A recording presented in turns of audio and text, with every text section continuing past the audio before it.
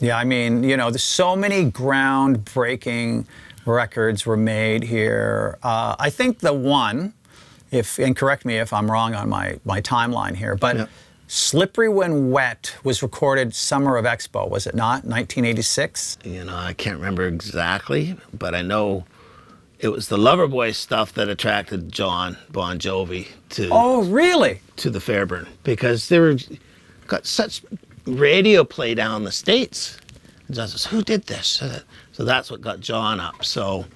Because he was I guess they were the first, right? The Loverboys. Yeah, and then followed by Bon Jovi. Yeah, well, and then, Prism. Oh, right.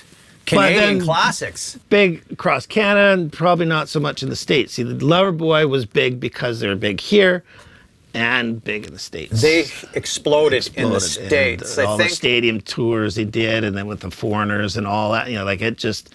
So all eyes kind of went to Bruce Fairburn. Who's this Bruce Fairburn guy? Bob Rock guy, Vancouver. We want that. And that's what it started coming up. And then, you know, Slippery came out and that. And then, you know, it all snowballed. And then the floodgates opened. And then, I mean, I wouldn't be surprised. There must have been a waiting list and bands just wanting to get in and, you know, to record. And yeah. You know, waiting for their chance, you know, to come and, you know, have the magic Midas touch on their sound. But, you know, I think you touched on it. You guys can only do so much, you know, as producers and engineers.